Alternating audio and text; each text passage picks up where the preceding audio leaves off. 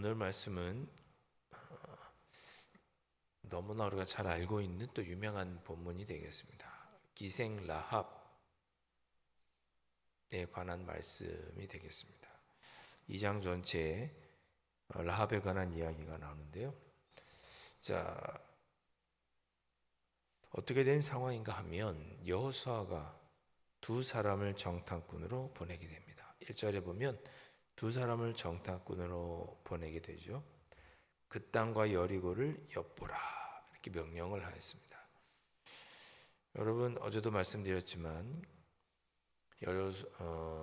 여호수아서는 가나안 땅을 주시겠다고 아브라함에게 약속하셨던 하나님의 약속이 성취되는 말씀이 여호수아입니다. 그리고 그 하나님의 약속을 성취하기 위해서 하나님은 모세 다음에 새로운 지도자를 세우셨는데 그 지도자가 누구였느냐? 여호수아였습니다. 강하고 담대하라 하나님께서 말씀하셨고, 그리고 르우벤 지파, 갓 지파, 므낫세 반 지파도 여호수아의 명령을 듣고 강하고 담대하도록 충성 맹세를 여호수아에게 한 후에 강하고 담대하기를 권면합니다. 자, 이렇게 여호수아가 그래서 모든 사람들에게 지도자로 인정을 받은 후에 그가 한 첫 번째 전투가 뭐냐면 여리고성 전투입니다.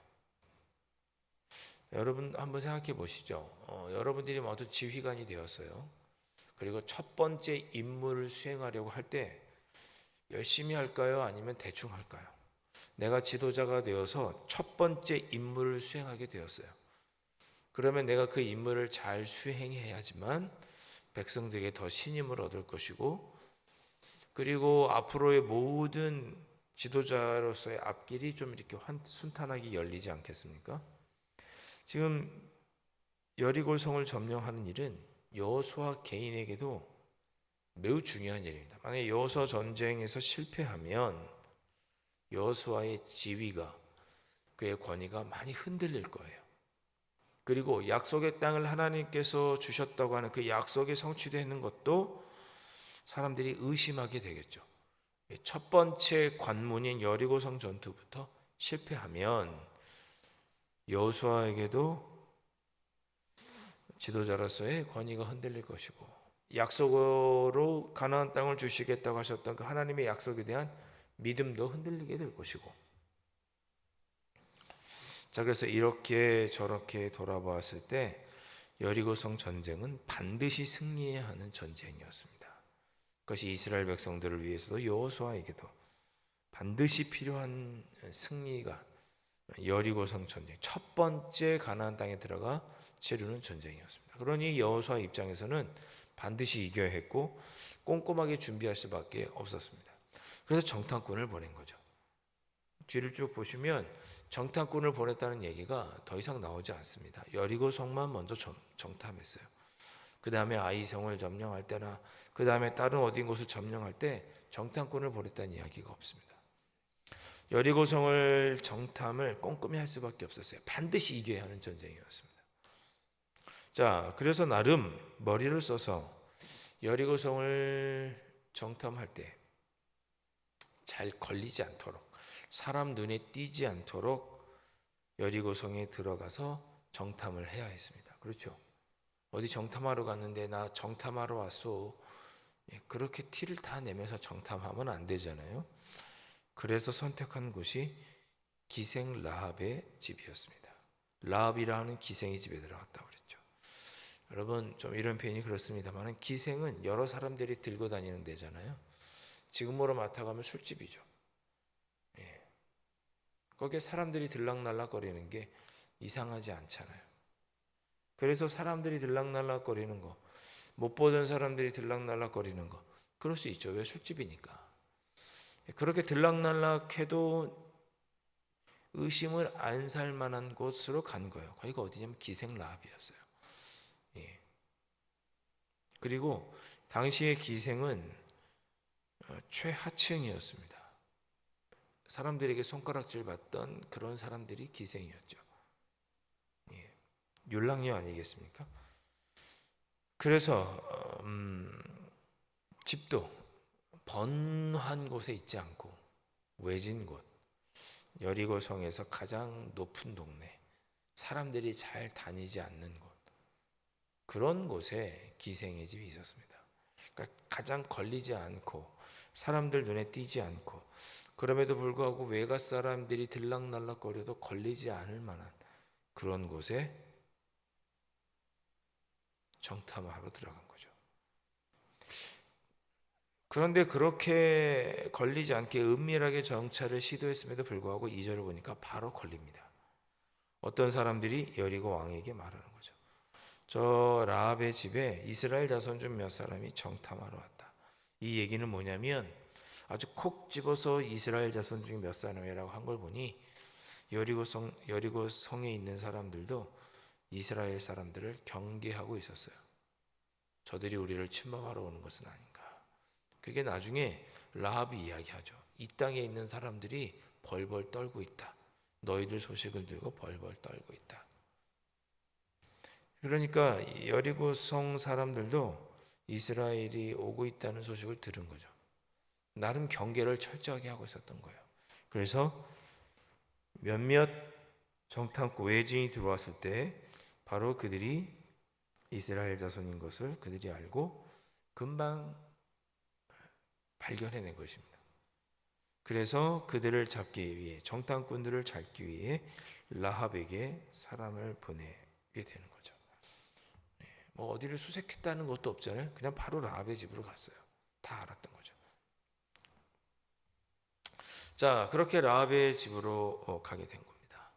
여기까지 보면 정탐을 하고 여리고성을 점령하려고 하는 계획이 차질이 발생한 거죠. 제대로 둘러보지도 못한 채 바로 라합이 걸리게 된 겁니다. 라합의 집에 숨어 들어간 것이 걸리게 된 거죠. 안 좋은 거죠. 꼼꼼히 좀 둘러봤어야 되는데, 사람은 몇 명이나 되고 문이 어디에 있고 사회 분위기는 어떤지 꼼꼼하게 살폈어야 되는데 그러지 못하고 들어가자마자 걸리게 된 것입니다. 안 좋은 거죠. 자, 그래서 여리고 사람들이 라합에게 사람을 보내서 이스라엘의 정탐꾼을 우리에게 내놔라. 자, 이 상황에서 라합이 선택할 수 있는 일이 두 가지가 있겠죠. 첫째, 걸렸으니까 자신이 살기 위해서 여리고성 사람들을 배반하지 않고 그 이스라엘 정탐꾼 2명이 왔음을 밝히고 그들을 내어주고 고발하는 게 라합이 할 수 있는 첫 번째 선택일 것이고, 두 번째 선택은 하나님을 믿고 이스라엘 백성들이 이 땅을 점령할 줄로 알아서 믿음을 가지고 이 2명의 정탐꾼을 숨겨주는 일, 둘 중에 한 가지 선택을 라합이 해야 되는 거죠. 그런 선택의 순간에 라합이 놓이게 됩니다. 여러분이라면 이런 순간에 어떻게 하겠습니까? 이스라엘 백성들을 그 정탐꾼을 숨겨주면 배반자로 찍혀서 죽을 것이고, 그리고 동족을 배반하지 않게 되겠죠. 살기 위해서, 자기가 죽지 않기 위해서 또 자기 동료들을, 여리고성 사람들을 배반하지 않기 위해서 이 정탐꾼을 고발하는 선택을 할 수 있고, 아니면 숨겨주는 선택을 할 수 있고, 여러분이라면 어떤 선택을 하겠습니까? 자, 이 선택을 라합이 믿음으로 하게 되는 거죠. 자, 그 여인이 4절 보니까 라합이 2 사람을 이미 숨긴지라 그랬습니다. 내일 말씀에 나옵니다. 이미 지붕 위에 숨겼어요. 이르되 과연 그 사람들이 내게 왔었지만 그들이 어디로 왔는지 나는 알지 못한다. 어떤 사람들이 나한테 왔는데 내가 그 사람들이 이스라엘 사람인지 어디 섰는지 모르겠다. 그리고 그 사람들이 5절 보니까 성문을 닫을 때쯤에 다시 나갔다 라고 거짓말을 합니다. 거짓말을 했다는 얘기는 2 정탐꾼을 숨겨준 거죠. 동족을 배반하고 그들을 숨겨줍니다.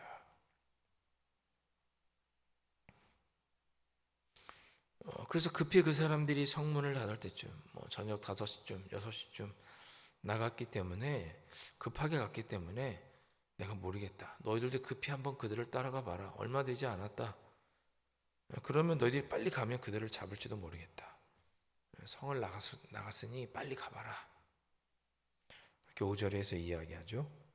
그러나 6절에 이미 그들을 지붕에 올라가서 그 지붕에 버려놓은 3대에 숨겼더라. 2층에서 숨겨놓고 거짓말을 한 것입니다. 그랬더니 이 두 정탐꾼을 잡으러 온 사람들이 라합의 이야기를 듣고 급히 성 밖을 나가게 되죠. 뒤쫓아 나가게 됩니다.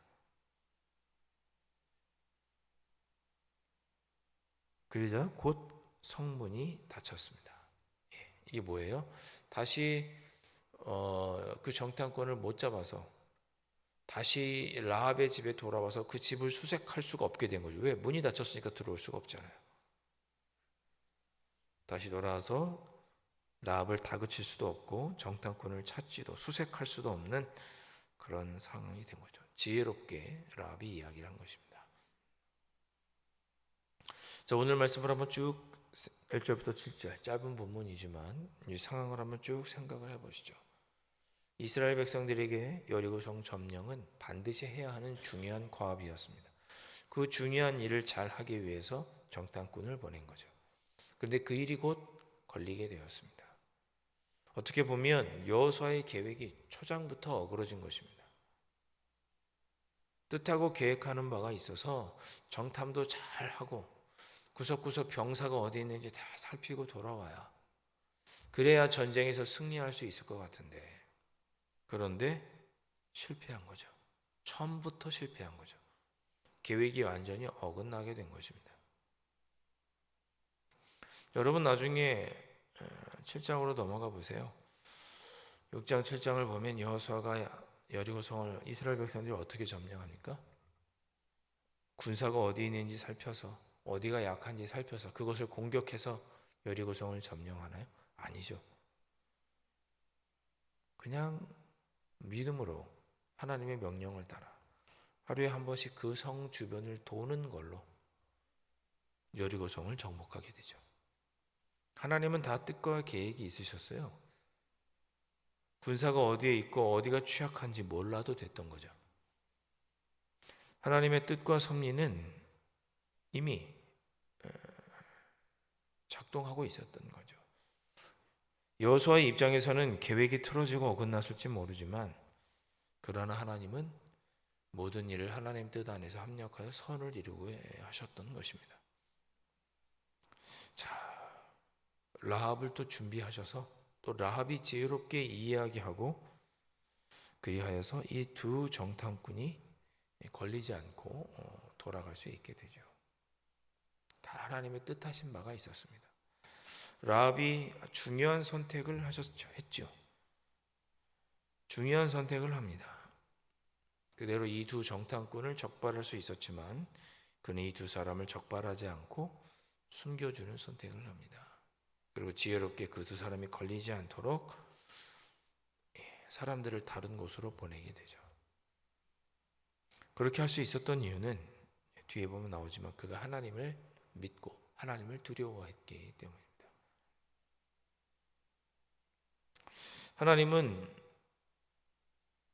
이스라엘 백성들을 위해서 피할 길을 열어주시고 어긋나고 잘못된 길이었지만 라합이라는 사람을 통해 어떻게 보면 가장 취약하고 힘이 없는 여인, 남들이 손가락질하는 여인을 통해 이스라엘 두 정탐꾼을 피할 길을 열어주시고 하나님의 뜻을 이루어 가셨습니다. 오늘 이 새벽에 우리가 기도할 때 그렇구나. 처음부터 계획이 어그러져도 하나님은 합력하여 선을 이루게 하시는구나. 또 어려운 일을 겪을 때 피할 길을 어찌 보면 우리가 생각하기에는 가장 연약하고 손가락질 받는 그런 힘없는 여인을 통해 하나님은 또 우리의 삶을 열어주시는구나. 뜻하지 않은 곳에서 우리에게 피할 길을 열어주시는 분이구나. 그런 하나님을 믿고 오늘 하루도 하나님께서 선한 길로 인도하여 주시기를 기도하셨으면 좋겠습니다. 더불어서 오늘 하루도 수많은 선택을 우리도 하며 살게 되겠죠. 라합도 선택의 순간에 믿음의 선택을 하게 됩니다. 여러분도 믿음의 선택을 하실 수 있기를 바랍니다. 라합이 동족을 배반하고 여리고성 사람들을 배반한 것을 손가락질하는 그런 관점에서 이 문제를 라합의 선택을 바라보지 마시고 그가 하나님을 믿고 하나님을 믿는 믿음 안에서 선택했다는 관점에서 바라보시면 그녀의 선택은 정말 믿음의 선택이었습니다. 여러분, 이 선택을 잘했기 때문에 라합이 예수님의 족보에 나오는 5명의 여인 중에 예수님의 족보에 라합이 들어가게 되는 것입니다. 하나님, 오늘 하루 살아갈 때 저도 믿음의 선택을 할 수 있도록 인도하여 주십시오. 오늘 하루도 믿음의 선택을 하고 하나님의 선한 섭리와 또 하나님께서 피할 길을 열어주시는 그 섭리 안에, 그 은혜 안에 거하는 하루가 되게 해 주시옵소서. 이 새벽에 그렇게 기도하실 수 있기를 주님의 이름으로 축원드립니다. 기도하겠습니다. 아버지 하나님, 하나님은 언제나 살아계셔서 우리의 삶을 섭리하고 계십니다. 우리의 계획이 어긋나다 할지라도 하나님은 우리가 뜻하지 못했던 사람을 통해, 방법을 통해 우리의 삶을 선한 길로 인도하여 주십니다. 오늘 하루도 저희들 주님의 뜻대로 믿음의 선택을 하며 살겠사오니 아버지 하나님, 저희들의 삶을 합력하여 선을 이루는 길로 인도하여 주시고 우리의 삶을 하나님께서 섭리하여 주시는 줄 믿고 낙심하지 않고 믿음의 선택을 하며 살아가시는 귀한 하루가 될 수 있도록 성령 하나님 인도하여 주시옵소서. 귀하신 예수 그리스도의 이름으로 간절히 기도하옵나이다. 아멘. 하늘에 계신 우리 아버지, 아버지의 이름을 거룩하게 하시며 아버지의 나라가 오게 하시며 아버지의 뜻이 하늘에서와 같이 땅에서도 이루어지게 하소서. 오늘 우리에게 일용할 양식을 주시고 우리가 우리에게 잘못한 사람을 용서하여 준 것 같이 우리 죄를 용서하여 주시고 우리를 시험에 빠지지 않게 하시고 악에서 구하소서. 나라와 권능과 영광이 영원히 아버지의 것입니다. 아멘.